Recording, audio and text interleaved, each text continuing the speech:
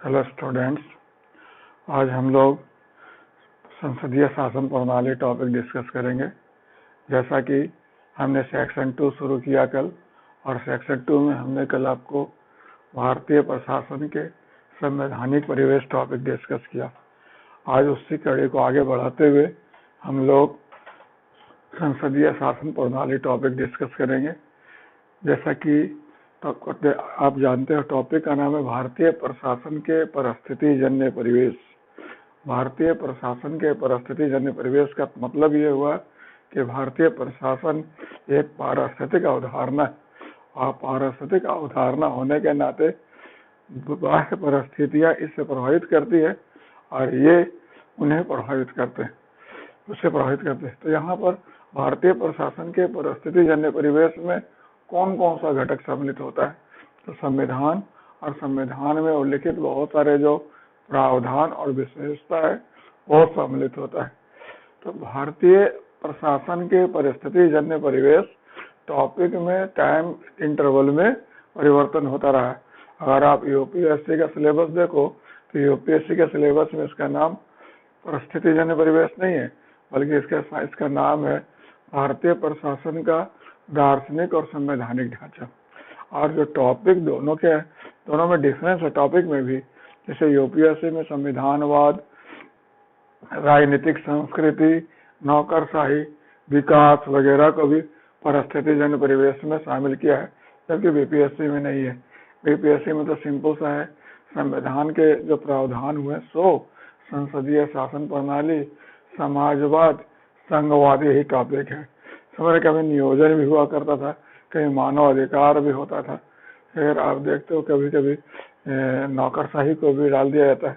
तो जैसे जितने भी घटक जो भारतीय प्रशासन के बाहर हैं और भारतीय प्रशासन को प्रभावित करते हैं, सब परिस्थिति जन्य परिवेश में सम्मिलित होता है। तो आज हमारा टॉपिक है भारतीय संसदीय शासन प्रणाली। तो मैं कल आपको डिस्कस कर रहा था कि भारतीय संविधान के बहुत में कौन कौन से विभिन्न प्रावधान है, तो उसमें एक प्रावधान संसदीय शासन प्रणाली भी है। जैसा कि आप जानते हो, जब भारत स्वतंत्र हुआ तो फिर प्रश्न खड़ा हुआ कि कैसा शासन प्रणाली भारत को अपनाना है। क्लियर है, काफी माथापच्ची किया गया। जैसा कि जानते हो, लोकतंत्र तो अपनाना था, इसमें तो कोई दो मत नहीं है, क्योंकि भारत वर्षों से इसी के लिए लड़ाई कर रहा था। लेकिन है कि लोकतंत्र में भी कैसा, हमने आपको बताया कि लोकतंत्र भी दो प्रकार का मुख्य रूपेण हो सकता है। एक को संसदीय लोकतंत्र कहते हैं, एक को अध्यक्षात्मक लोकतंत्र कहते हैं। संसदीय लोकतंत्र को पार्लियामेंट्री डेमोक्रेसी अंग्रेजी में, और अध्यक्षात्मक को प्रेसिडेंशियल डेमोक्रेसी कहते हैं। इंग्लैंड में, कनाडा में, जापान में, ये सब देशों में संसदीय लोकतंत्र है, और अमेरिका में, ब्राजील में, रूस में, श्रीलंका में अध्यक्षात्मक शासन प्रणाली। तो भारत के पास ये विवाद या विषय था कि भारत इसे अपनाए कि इसे अपनाए। क्लियर। तो जैसा कि भारत लंबे अरसे तक ब्रिटिश उपनिवेशवाद के अधीन रहा था और उस शासन प्रणाली के तौर तरीके में काम करने के लिए अभ्यस्त था, इसलिए उसको ये शासन प्रणाली चूज करने में थोड़ा आसानी हुई, क्योंकि ये बिल्कुल नया टाइप का था और ये भारत में थोड़ा सा तत्कालिक परिस्थितियों के साथ भी मेल नहीं खा रहा था, और कुछ मायने में तो आज भी ये मेल नहीं खाता उस हिसाब से। तो हमने काफी समझ बूझकर, काफी सोच विचार करके संसदीय शासन प्रणाली अपनाए। क्लियर है। तो जैसा कि हमने आपको बताया कि संसदीय शासन प्रणाली और अध्यक्षात्मक शासन प्रणाली का जो अंडरलाइंग प्रिंसिपल है, वो प्रिंसिपल ही अलग है। ये मंत्रीय जवाबदेहिता के सिद्धांत पर काम करता है, ये शक्ति के पृथक्करण के सिद्धांत पर काम करता है। तो मंत्रीय जवाबदेहिता का सिद्धांत क्या होता है कि मंत्री जो होते हैं अपने विभाग के क्रियाकलाप, अपने अधिकारी के क्रियाकलाप के लिए विधायिका के प्रति जवाबदेह होते हैं। ये इसकी सबसे बड़ी खासियत है कि शासन प्रणाली में विधायिका और कार्यपालिका जुड़ा रहता है। जैसे देखिए ना, हमने आपको स्केच बनाया कि जनता को हर 5 साल पर अपना प्रतिनिधि चूज करने का अधिकार होता है। वह प्रतिनिधि विधायिका का निर्माण करते हैं, और उस विधायिका में जिस दल अथवा दल के समूह को बहुमत मिलता है वही कार्यपालिका बनाती है अर्थात सरकार बनाती है, और प्रशासन उसी के अधीन काम करता है और जनता की सेवा करता है। तो इस प्रकार आप क्या देख रहे हैं कि वर्चुअली सत्ता जनता से निकलकर विधायिका के पास आया और विधायिका से कार्यपालिका के पास जाता है। यहाँ पर डायरेक्ट कार्यपालिका जनता से नहीं चुनी जाती है बल्कि अप्रत्यक्ष रूप से चुनी जाती है। जनता अपना प्रतिनिधि चूज करती है जो विधायिका का निर्माण करते हैं, और विधायिका में जिस दल को बहुमत मिलता है वही कार्यपालिका का निर्माण करते हैं। क्लियर है? और वही उधर उल्टा अगर देखा जाए अध्यक्षात्मक शासन प्रणाली में, तो ये शक्ति के पृथक्करण के सिद्धांत पर आधारित है। सेपरेशन ऑफ पावर आप कह सकते हो, principle of separation of power. जैसे विधायिका और कार्यपालिका एक दूसरे से स्वतंत्र रहते हैं। जैसे आम चुनाव में जनता विधायिका का अलग चुनाव करती है और कार्यपालिका का अलग चुनाव करती है। क्लियर है? जनता विधायिका का अलग चुनाव की और कार्यपालिका का अलग चुनाव की। कार्यपालिका के अधीन प्रशासन है जो जनता का सेवा कर रहा है। रही बात विधायिका और कार्यपालिका के बीच, यहाँ पर चेक एंड बैलेंस होता है। दोनों एक दूसरे को कंट्रोल रखते हैं और ये सुनिश्चित करते हैं कि कोई भी निरंकुश ना होने पाए। तो ये बड़ा इम्पोर्टेंट है। ये तो भारत, जैसा कि हमने आपको तुरंत बताया कि भारत के पास चॉइस था स्वतंत्रता प्राप्ति के बाद कि वह अध्यक्षात्मक शासन प्रणाली अपनाए या संसदीय शासन प्रणाली अपनाए, लेकिन भारत काफी सोच विचार करके, काफी माथापच्ची करके संसदीय शासन प्रणाली अपनाए, और उसका कारण भी वो देता है। सबसे पहला कारण ये है कि इस प्रणाली से हम पहले से अवगत थे। ब्रिटिश चूंकि शासन के तहत हम बड़ी अरसे से काम कर रहे थे, इसलिए उस शासन प्रणाली को जान रहे थे, समझ रहे थे, इसलिए उसे चूज करना आसान हुआ। दूसरा, जहाँ तक इसके तुलना में इसमें जवाबदेहिता ज्यादा होता है, इसमें डबल जवाबदेहिता होता है। एक तो जनता कंट्रोल करती ही करती है, फिर उनके नुमाइंदे विधायिका भी कंट्रोल करती है, और इसमें अविश्वास प्रस्ताव जैसा प्रावधान रहता है कि आप जब चाहो इनको सत्ता से बाहर कर सकते हो। तो जवाबदेहिता इसमें ज्यादा होती है। ये भी एक कारण रहा इस प्रणाली को चूज करने का।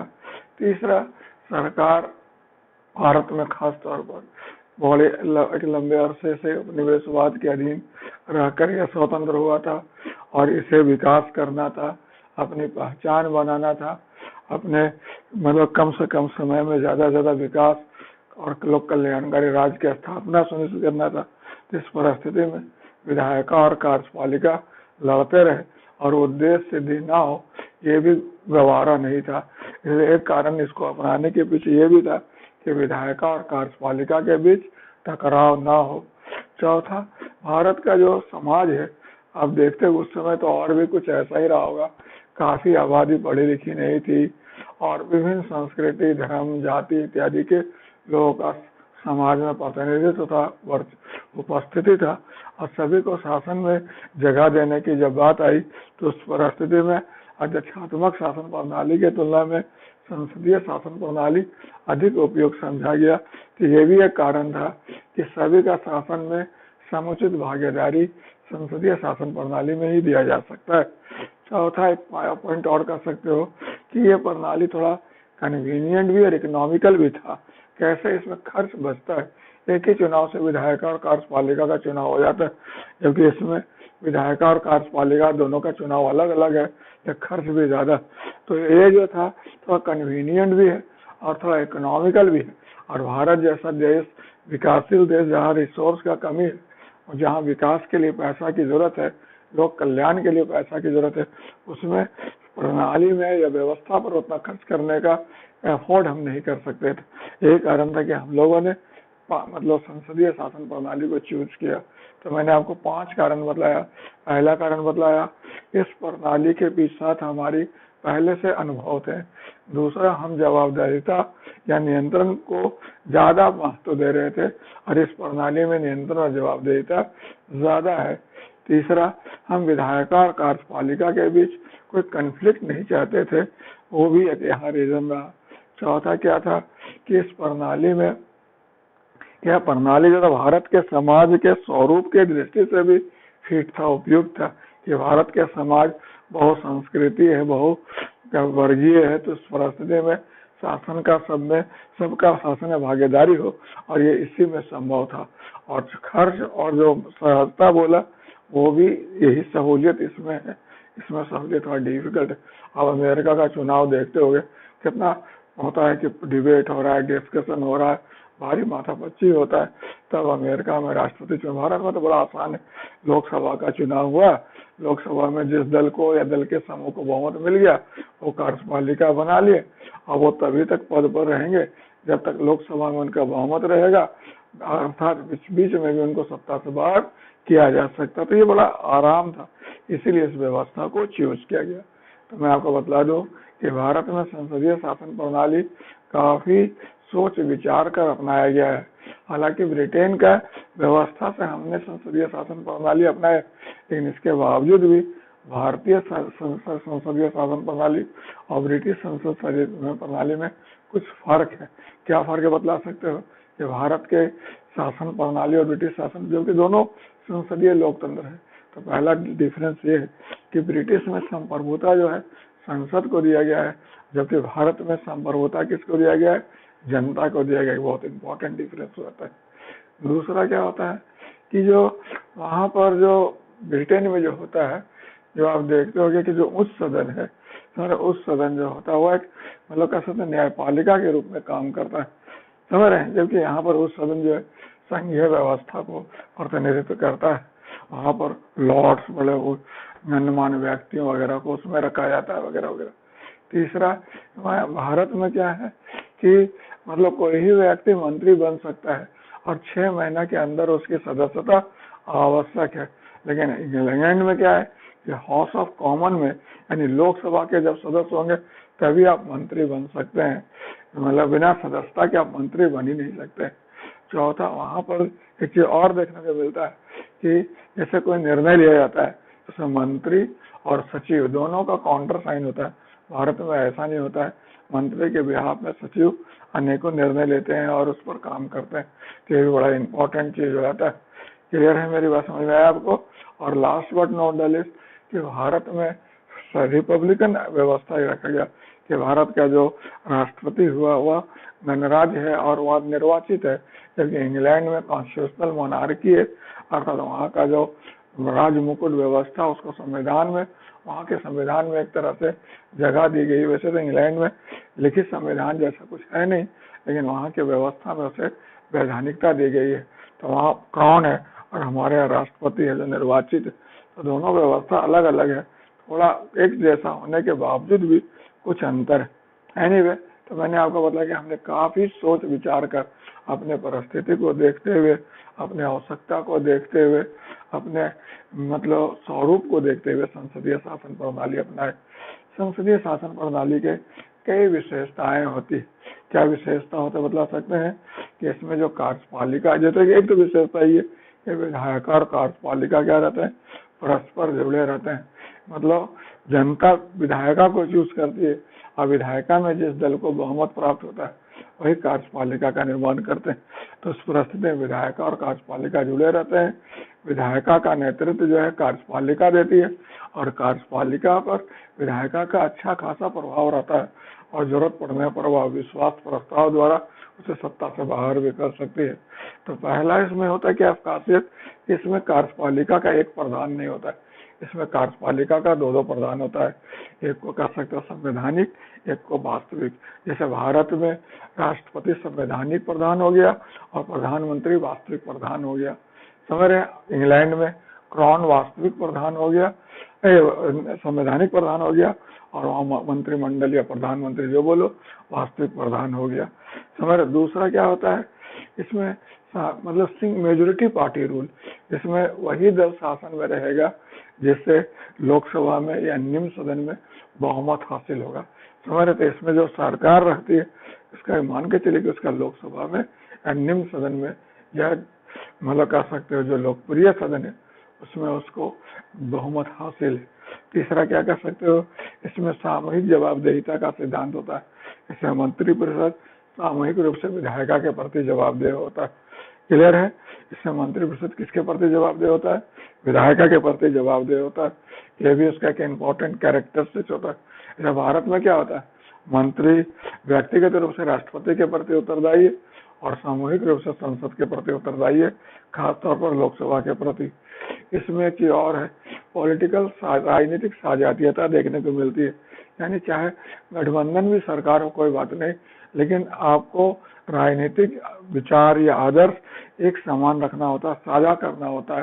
समझ अगर अंतर है उसके बावजूद भी यदि आप सरकार में है तो वैसे साझा करने से आप अभी ले लो महाराष्ट्र में शिवसेना, फिर एनसीपी और फिर कांग्रेस तीनों मिलकर सरकार चला रही है। चाहे झारखंड ले लो तो वहां पर क्या देखोगे कि वहां पर जो राजनीतिक जो क्या कहते हैं आपका स्वरूप होगा और सबका अलग अलग पॉलिटिकल आइडियोलॉजी, इसके बावजूद सब लोग मिलकर एक साथ काम करते हैं, तो ये बड़ा इंपॉर्टेंट है। और एक समान राजनीतिक मूल्यों को आम सहमति के आधार पर साझा करते हैं। उसके बाद आप देखो इसमें डबल मेंबरशिप होता है, दोहरी सदस्यता, यानी कि एक मंत्री है उसकी विधायी सदस्यता भी आवश्यक है। यदि वह मंत्री नहीं है, मंत्री और विधायी सदस्य नहीं ले पाया तो उसका सत्ता जा सकता है। अभी आप इसका ताजा उदाहरण महाराष्ट्र में देख सकते हो कि महाराष्ट्र में उद्धव ठाकरे जो मुख्यमंत्री है वह विधायी सदस्य नहीं है और 6 महीना का समय पूरा होते जा रहा है। यदि वे 6 महीना के अंदर में विधायी सदस्यता नहीं ले पाते तो उनका मुख्यमंत्री का पद जा सकता है। नेक्स्ट पॉइंट, इसमें क्या होता है संसदीय शासन प्रणाली में नेतृत्व किसके हाथ में रहता है? प्रधानमंत्री के हाथ में रहता है। प्रधानमंत्री लोकसभा में बहुमत दल का नेता होता है, वह उसका नेतृत्व करता है, उसके कार्यों में हिस्सा लेता है, महत्वपूर्ण नीतियों की घोषणा करता है, सुनिश्चित करता है कि सरकार के जितने विधेयक हो वह संसद द्वारा पारित हो जाए, वह सुनिश्चित करता है कि संसद की कार्यवाही बेहतर ढंग से संपन्न हो, मतलब वह लोकसभा के स्पीकर को इसके साथ तालमेल बैठाते रखते हुए यह सुनिश्चित करता है। नेक्स्ट पॉइंट, इसमें लोकसभा का विघटन हो सकता है, हमारे राज्यसभा का विघटन इसमें नहीं होता है और स्थायी सदन है और 5 साल के लिए लोकसभा का गठन होता है और फिर विघटन हो जाता है, या इसके पहले भी अगर मंत्री परिषद अनुशंसा करती है वैसा राष्ट्रपति तो वह उसे भंग कर सकता है। ऐसे मंत्री जो होते हैं वह किस चीज की शपथ लेते हैं? गोपनीय पद और गोपनीयता की शपथ लेते हैं, यानी मंत्रिमंडल के क्रियाकलाप आमतौर पर सार्वजनिक नहीं किए जा सकते, वे गोपनीयता के सिद्धांत पर काम करते हैं, समझ रहे। और जो भी जानकारी देना होता है आधिकारिक चैनल के माध्यम से ही देते हैं। तो इस प्रकार आपने देखा संसदीय शासन प्रणाली के कई खासियत हैं। पहला खासियत क्या है, मतलब मेजोरिटी पार्ट, मतलब कार्यपालिका के 2 प्रधान, संवैधानिक प्रधान और वास्तविक प्रधान। दूसरा क्या हुआ, बहुमत दल का शासन, इसमें वही सरकार में रहेंगे जिनको लोकसभा में बहुमत होगा। तीसरा, यह सामूहिक जवाबदेहिता के सिद्धांत पर काम करता है। चौथा, इसमें राजनीतिक साझेदारिता देखने को मिलती है उस गठबंधन सरकार में भी, जबकि सबके पॉलिटिकल आइडियोलॉजी अलग है, इसके बावजूद भी जब तक सरकार में रहते हैं वैसे मूल्यों का साझा करते हैं, एक समान राजनीतिक मूल्यों का साझा करते हैं। इसमें दोहरी सदस्यता होती है, यानी विधायी सदस्य को कार्यकारी सदस्य को 6 महीना के अंदर विधायी सदस्यता लेना आवश्यक है, नहीं तो उसके मंत्री पद का समाप्ति संभव है। इसके अलावा इसका नेतृत्व कौन करते हैं? प्रधानमंत्री करते हैं। इसमें निम्न सदन का विघटन हो सकता है और इसमें जो मंत्री वगैरह होते हैं पद और गोपनीयता की शपथ लेते हैं। तो ये सब खासियत है किसका? संसदीय शासन प्रणाली का। क्लियर है? There is no confusion. तो भारत में संसदीय शासन प्रणाली अपनाने के पीछे बहुत सारे कारण थे और फिर इस शासन प्रणाली में यह सब खासियत है। इसमें इस शासन प्रणाली के कुछ लाभ है। क्या लाभ है? मतलब ये इसे विधायक और कार्यपालिका के बीच संबंध बहुत बेहतर रहता है, समझ रहे हैं। दोनों मिलकर काम करते हैं, दोनों एक टीम के रूप में काम करते हैं, दोनों मतलब कह सकते चेक एंड बैलेंस भी जरूरत पड़ने पर बनाते हैं। तो इस प्रकार आप देखते हो कि ये बहुत अच्छा चीज देखने को मिलता है। अमेरिका जैसे, अमेरिका में आपने देखा होगा शट डाउन कर दिया था कुछ दिन पहले कि अमेरिका के कांग्रेस ने राष्ट्रपति का जो बजट था उसको पारित ही नहीं किया। नतीजा क्या हो गया कि सरकार के काम रुक गए, मतलब सरकार का व्यवस्था रुक गया। जब तक कि बजट पारित नहीं हुआ पैसा नहीं मिलेगा, और जब पैसा नहीं मिलेगा तो काम नहीं होगा। तो ये बड़ा इम्पोर्टेंट है। तो आपने पॉइंट आउट करना कि इसमें विधायक और कार्यपालिका के बीच क्या होता है? बेहतर संबंध होता है। इसमें जो होता है सरकार जो होती है कुछ उत्तरदायी सरकार होती है, समझ रहे हैं। इस तरह से आप संसदीय शासन प्रणाली को हम लोग मंत्रिमंडलीय शासन प्रणाली भी कह सकते हो, समझ रहे हैं, सामूहिक शासन प्रणाली भी कह सकते हो, या फिर उत्तरदायी शासन प्रणाली भी कह सकते हो, क्योंकि इसमें मंत्री परिषद जो होते हैं किसके प्रति उत्तरदायी होते हैं, संसद विधायिका के प्रति उत्तरदायी रहते हैं। इसमें निरंकुशता का चांस बिल्कुल नहीं होता है, क्योंकि अगर प्रदेश एक बार यूपीएससी में क्वेश्चन आया था कि प्रधानमंत्री निरंकुश नहीं हो सकता, बिल्कुल नहीं हो सकता। भारत में कोई भी निरंकुश नहीं हो सकता। यदि कोई निरंकुश होना चाहेगा तो उसके हटाने का व्यवस्था पूरा तरह से किया हुआ है। अगर सर्वोच्च न्यायालय का न्यायाधीश मतलब या मुख्य न्यायाधीश निरंकुश होते हैं तो महाभियोग द्वारा जा सकते हैं, राष्ट्रपति निरंकुश होते हैं तो महाभियोग द्वारा जा सकते हैं, प्रधानमंत्री निरंकुश होते हैं तो अविश्वास प्रस्ताव द्वारा जा सकते हैं। कोई मंत्री अगर निरंकुश होता है तो प्रधानमंत्री उनको हटा सकता है। कोई अधिकारी यदि निरंकुश व्यवहार करते हैं तो उनको जो ऑफिशियल नियम कानून है उनके तहत उनको हटाया जा सकता है। कोई इसलिए भारत में कोई निरंकुश नहीं हो सकता, तो इसमें निरंकुशता की संभावना कम हो जाती है। इसके अलावा और इसमें क्या देखते हो, क्योंकि ये इसमें सत्तारूढ़ दल होता है और विपक्ष होता है। जिसको बहुमत मिल गया सरकार बने वो सत्तारूढ़ दल हो गया, और जिसको बहुमत न मिला वो भी मतलब कह सकते विपक्ष में बैठा है। और विपक्ष को आप क्या कर सकते हो, प्रतीक्षारत सरकार कह सकते हो, गवर्नमेंट इन वेटिंग। जैसा कि आपको पता होगा इंग्लैंड में छाया मंत्रिमंडल का प्रावधान है, इसको अंग्रेजी में शैडो कैबिनेट कहते हैं। उसमें होता क्या है बताइए, उसमें होता क्या है कि जिस प्रकार सरकार मंत्री परिषद का गठन करती है, समझ उसी के क्रम में उसी के अनुसार वहाँ विपक्ष भी छाया मंत्रिमंडल का गठन करती है ताकि उस पर प्रभावी नियंत्रण रखा जा सके। क्लियर है, तो इसको शैडो कैबिनेट कहते हैं, ये बड़ा इंपॉर्टेंट। क्लियर है, तो जैसे प्रधान लोकसभा विपक्ष के नेता को हम लोग क्या बोलते हैं, पीएम इन वेटिंग कहते हैं कि नहीं, प्रतीक्षारत प्रधानमंत्री। समझ रहे, जैसे अभी राहुल गांधी को हम लोग पीएम इन वेटिंग बोलते रहते हैं। वैसे तो अभी लोकसभा में विपक्ष की स्थिति बहुत सही नहीं है। एनीवे खैर, ये जो शासन प्रणाली है इसमें की और खासियत होता है कि इसका रिप्रेजेंटेशन बहुत बड़ा होता है। इसमें सभी जाति धर्म भाषा वगैरह को शासन में समुचित भागीदारी दिया जा सकता है। तो 5 पॉइंट इसने बताया इसका लाभ है। पहला लाभ है विधायिका और कार्यपालिका के बीच बेहतर संबंध, दूसरा उत्तरदायी सरकार, तीसरा इसमें निरंकुशता की संभावना नगण्य, या दूसरा चौथा इसमें हमेशा आपको एक उत्तरदायी सरकार वैकल्पिक सरकार उपलब्ध है, आपको उसके लिए परेशान नहीं होना है। जैसे सरकार घस की दूसरा सरकार सत्ता में आ जाएगी, चुनाव कराने की आवश्यकता अनिवार्यता नहीं है, और इसमें सभी लोगों का शासन में भागीदारी दिया जा सकता है। बड़े लोग अधिक संख्या में लोगों का भागीदारी संभव है। क्लियर है, लेकिन आप जानते हो वही प्रणाली केवल मतलब फुल प्रूफ नहीं होता, उसमें भी कुछ विसंगतियां होती है। जैसे इस सरकार में इस शासन प्रणाली में कुछ परिसीमाएं भी है, तो मैं कुछ परिसीमा आपके साथ पॉइंट आउट करना चाहूंगा। तो पहले अस्थायी सरकार, अस्थायी तो रहता है। अस्थायी सरकार कैसे रहता है, अस्थायी बहुमत का तलवार हमेशा लटका रहता है। जब कहीं जैसे गठबंधन सरकार वगैरह में तो आप अक्सर देखते हो, अभी हाल में कमलनाथ का सरकार देख लो, जैसे अस्थिर सरकार, जैसे तुरंत कोई विधायक घसक गए, सरकार गिर गई। तो ये अमेरिका के अध्यक्षात्मक शासन प्रणाली के बिल्कुल विपरीत है। अमेरिका का अध्यक्षात्मक शासन प्रणाली स्थिर रहता है, वह उसमें स्थिरता रहती है, उसे सरकार से हटाना बड़ा मुश्किल होता है, लेकिन इसे हटाना बड़ा आसान है। अविश्वास प्रस्ताव लाकर इसे कभी भी बाहर किया जा सकता है। तो इसमें सबसे बड़ी दिक्कत क्या होती है कि अस्थायित्व रहती है। दूसरा क्या होता है, इसमें राजनीति और नीति और प्रशासन की निरंतरता का अभाव रहता है। अब ये सरकार है जो अपने हिसाब से चल रही है, बदल गई नई सरकार आ गई तो नए सिरे से करेगी। जैसे आप उदाहरण उत्तर महाराष्ट्र मध्य प्रदेश में ले लो, कमलनाथ जी की सरकार थी, वो अपने हिसाब से सरकार चला रहे थे, लेकिन अब जब सरकार बीच में ही खत्म हो गई और शिवराज सिंह की सरकार आ गई तो देखिए आप वहाँ नए सिरे से उनकी अपनी राजनीति शुरुआत हो गई।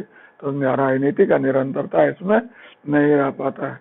इसमें एक चीज और भी होता है कि मंत्रिमंडल जो होता है वह निरंकुश जैसा काम करने लगता है। अगर उसके पास पूर्ण बहुमत है तो फिर वह निरंकुश जैसा ही होता है। वर्तमान में अगर आप देखो कि भारत में जो लोकसभा में और अब राज्यसभा में भी जो सरकार का दलगत स्थिति है, बहुमत की स्थिति है, उस हिसाब से कहने में कोई दिक्कत नहीं है कि भारत का प्रधानमंत्री जो अभी अमेरिका के राष्ट्रपति जैसा पावरफुल हो गया, समझ रहे, क्योंकि उसका इतना ज्यादा बहुमत और समर्थन है।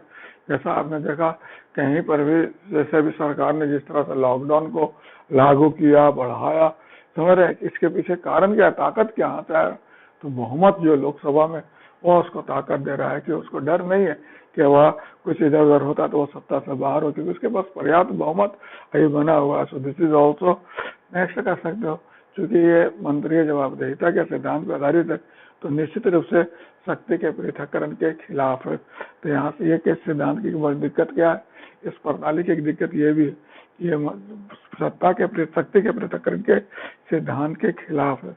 और इसमें एक पॉइंट और कर सकते हो, इसमें सरकार जो होता है ना, नौसिखियों का सरकार होता है, कोई ऐसा क्वालिफाइड लोग नहीं रहते, मतलब कोई भी आदमी मंत्री बन जाता है, जो उसको भी लोकसभा का सदस्य या राज्यसभा का सदस्यता मिल जाता है और मंत्री बन जाता है, उसको बहुत प्रशासन की समझ नहीं होती, शासन की समझ नहीं होती है, अनुभव नहीं होता है, तो नौसिखिया जैसा व्यवहार करने को मिलता है। तो इस तरह से ये भी उसके डिमेरिट्स है। तो 5 डिमेरिट्स मैंने आपको बताया। पहला डिमेरिट क्या बताया, अस्थिर सरकार। दूसरा क्या बताया, शासन में, राजनीति में, नीति में निरंतरता का अभाव। तीसरा क्या बताया, मंत्रिमंडल का निरंकुश होना, स्वेच्छाचारी होना, यदि पर्याप्त बहुमत है तो। चौथा क्या बताया, सत्ता के पृथक्करण के सिद्धांत का विपरीत हुआ। पांचवा क्या बताया, नौसिखियों का सरकार होता है, इसमें अनुभव जगह नहीं लेता है, इसमें पहली बार मंत्री बने, पहली बार संसद बने और शासन चलाते, तो उनको शासन समझने में ही टाइम लग जाता है। और संसद तो उस परिस्थिति में क्या कॉन्ट्रीब्यूशन करेंगे, कहना ही भी थोड़ा सा गैर संगत टाइप का लगने लगता है। तो एनीवे, तो आपने संसदीय शासन प्रणाली के विशेषता देखा, लाभ देखा, हानि देखा, समझ रहे हैं। तो जैसे भारत में अगर देखा जाए, मैंने आपको बताया कि भारत में संसदीय शासन प्रणाली जब अपनाया जा रहा था तो काफी उस पर वर्कआउट किया गया था, काफी उस पर चिंतन मनन किया गया, और भारत के पृष्ठभूमि और भारत की आवश्यकता को ध्यान में रखकर संसदीय शासन प्रणाली अपनाया गया। देखिए, भारत में संसदीय शासन प्रणाली समय के परिस्थिति के कसौटी पर सदैव खरा उतरा है, और यह जब कभी सरकार निरंकुश हुई, जब कभी सरकार स्वेच्छाचारी बनी, इसने अपना परिपक्वता का परिचय दिया और फिर एक उत्तरदायी व्यवस्था का सुनिश्चित किया। तो इस प्रकार भारत में संसदीय शासन प्रणाली समय के कसौटी पर, मतलब परीक्षा की घड़ी में सदैव खरा उतरा है। हालांकि पिछले दिनों कुछ प्रॉब्लम संसदीय शासन, भारत के संसदीय शासन प्रणाली में रहा है। इस कारण जैसे इंदिरा गांधी, बसंत साठे जैसे लोग भी, उन लोगों का संसदीय शासन प्रणाली में विश्वास थोड़ा डोल गया और वे अध्यक्षात्मक शासन प्रणाली का वकालत करने लगे, समझ रहे। तो जो संसदीय शासन प्रणाली में पिछले दिनों कुछ गिरावट देखने को मिला, या कुछ जो दिक्कत है, वो क्या दिक्कत है, 2-4 दिक्कत तो मैंने भी आपको तुरंत बताया कि अस्थायित्व का अभाव रहता है, हमेशा आप पर बहुमत का दबाव टिका रहता है। और इसके कारण क्या होता है, यदि गठबंधन सरकार है तो फिर सरकार कोई सही निर्णय नहीं ले पाती, ठोस निर्णय नहीं ले पाती, सरकार के समक्ष वाह दबाव के समझ झुकने की मतलब प्रवृत्ति रहती है, मतलब सरकार घुटने टेक देती है। ऐसा भी देखा गया है गठबंधन सरकारों में। तो इस परिस्थिति में अस्थिर सरकार होता है, कह सकते हो ठोस निर्णय लेने में कठिनाई होती है। प्लस और क्या होता है बतलाया जाए, इसमें पिछले दिनों आपने देखा होगा कि जो संसद का आचरण रहा, पैसा लेकर प्रश्न पूछने का प्रवृत्ति देखी गई, या संसद में नोट उछाला गया, गाली गलौज, अशोभनीय व्यवहार किया गया, समझ। उससे उस लोग का संसद, अभी पिछले दिनों आपने देखा होगा संसद में लॉकडाउन है, लगातार कोई ना कोई मुद्दा को आधार बनाकर कार्रवाई नहीं हो रहा है, लगातार लटका हुआ। तो ये सब संसदीय शासन प्रणाली के औचित्य पर थोड़ा सा पर्सन चेन लगाता है कि संसदीय शासन प्रणाली भारत को नहीं चाहिए, भारत को अध्यक्षात्मक शासन प्रणाली चाहिए, एक ऐसा शासन प्रणाली जिसमें सरकार स्थिर हो, वह निश्चित कॉन्फिडेंट होकर अपनी नीतियों को निर्धारित करे, लागू करे, वगैरह वगैरह। तो जैसा कि हमने बोला शुरू में, इंदिरा गांधी, बसंत साठे जैसे कुछ नेता चाहते थे कि भारत में संसदीय शासन प्रणाली के स्थान पर अध्यक्षात्मक शासन प्रणाली अपनाया जाए। क्लियर है। और फिर यदा कदा बीच में भी चलते रहता है, जैसे बीपीएससी में कई दफा क्वेश्चन है कि क्या भारत को संसदीय शासन प्रणाली रखना चाहिए, कोई दूसरी व्यवस्था अपना लेना चाहिए। पहले यूपीएससी में भी टॉपिक पर बड़े क्वेश्चन आता था। 53वां और 55वां में तो लगातार इसी टॉपिक पर क्वेश्चन आया, रिपीट कर दिया 55वां 56वां में 53वां के बाद क्वेश्चन को, और वही पूछा कि भारत में संसदीय शासन प्रणाली के कार्य प्रणाली पर टिप्पणी करें। तो मैं आपको बता कि भारत में संसदीय शासन प्रणाली बहुत शानदार प्रदर्शन किए है। इसका प्रदर्शन बहुत अच्छा रहा। यह समय के कसौटी पर हमेशा खरा उतरा। यह परीक्षा की घड़ी में सदैव सफल रहा है। इसने भारत के जो जितने विभिन्न वर्ग, जाति, धर्म के लोग हैं, सबको शासन में भागीदारी दिया है। समझ सबका भावना को, आवश्यकता को और व्यक्ति को शासन में सम्मिलित करने का अवसर दिया है। एक उत्तरदायी सरकार, जवाबदेह सरकार, प्रतिनिधित्व सरकार की व्यवस्था सुनिश्चित की है। समझ रहे हैं। आज भारत में अगर 1950 को मान लो कि संसदीय शासन प्रणाली अपनाया गया और आज 2020 हो गया, यानी 70 वर्षों से यह काम बेहतर ढंग से करता रहा। हालांकि कुछ प्रॉब्लम इसमें तो है और वो हर शासन प्रणाली में होता है, कोई अकेला इसमें नहीं होता है। जैसे मैंने बोला कि दबाव, बहुमत का दबाव रहता है, दबाव के समझ घुटने टेकने का प्रवृत्ति रहती है, या फिर कह सकते हो बहुमत का मतलब बनाए रखने के लिए हॉर्स ट्रेडिंग करना पड़ता है। संसद का आचरण जो रहता है, संसद सदस्यों का आचरण कई दफा गलत देखा गया, सही आचरण नहीं दिखलाते हैं। समझ रहे हैं। संसद का कार्यवाही को अनावश्यक बाधित किया जाता है, निजी हित को प्रोत्साहित किया जाता है, हमारे सार्वजनिक हित की उपेक्षा की जाती है। आपको याद होगा कि एक अमेरिकी विचारक पॉल एच अपलबी थे, उन्होंने भारत में संसदीय शासन प्रणाली की आलोचना किया था। उन्होंने कहा था भारत में बिजनेस घराने को, पैसे को, बिजनेस घराने के हितों को ध्यान में रखकर प्रश्न पूछा जाता है। भारत में सीएजी के रिपोर्ट को संसद में जरूरत से ज्यादा इम्पोर्टेंस दिया जाता है। भारत में संसदीय जो व्यवहार है वह सत्ता का केंद्रीकरण का कारण बन गया है और विकेंद्रीकरण प्रत्यायोजन के मार्ग में बाधक है, वगैरह वगैरह कई इस औपनिवेशिक शासन का प्रभाव है। उन्होंने भी काफी आलोचना किया। लेकिन जहां तक मैं आपको बतला दूं, हाँ पिछले दिनों मैंने बताया ना, मिर्ची स्प्रे हुआ, बहुमत का दबाव भी देखते होंगे। पिछले ये यूपीए सरकार थी, उसने भी बहुमत के न होने के कारण गठबंधन सरकार में निर्णय लेने में काफी कठिनाई महसूस करती थी। अभी झारखंड में देख सकते हो, बिहार में, मध्य प्रदेश, महाराष्ट्र में भी देख सकते हो कि जो गठबंधन सरकार रहती है उस पर दबाव ज्यादा रहता है, ठोस निर्णय लेने में कठिनाई होती है। तो ये तो है, लेकिन इसका अगर कुछ परिसीमाएं तो कुछ सकारात्मक पक्ष भी है। समझ रहे हैं। तो उस पर हम वर्कआउट नहीं कर रहे हैं, हम केवल ये बतला रहे हैं कि भारत में संसदीय शासन प्रणाली सही है या नहीं। क्या भारत को संसदीय शासन प्रणाली छोड़कर कोई दूसरे व्यवस्था अपना लेना चाहिए। तो 1900 कह सकते हो के दशक में 84-85 में मतलब स्वर्ण सिंह समिति ने आपको 77-78 में स्वर्ण सिंह समिति गठित किया गया था। स्वर्ण सिंह समिति ने इस पर काफी डिटेल अध्ययन किया और पाया कि भारत में संसदीय शासन प्रणाली उपयुक्त है और इसे बनाए रखा जाना चाहिए। समझ, मैंने भी आपको तुरंत बतलाया कि कोई भी शासन प्रणाली पूरी तरह फुल प्रूफ नहीं होता। आप अध्यक्षात्मक शासन प्रणाली को आंख मूंदे अपना नहीं सकते हो, इसके भी कुछ दोष है। और दूसरी बात, इंग्लैंड, अमेरिका, इंग्लैंड और को बहुत सारा मैंने बताया, जापान, कनाडा जैसे देशों में तो संसदीय शासन प्रणाली काम बेहतर कर ही रहा है।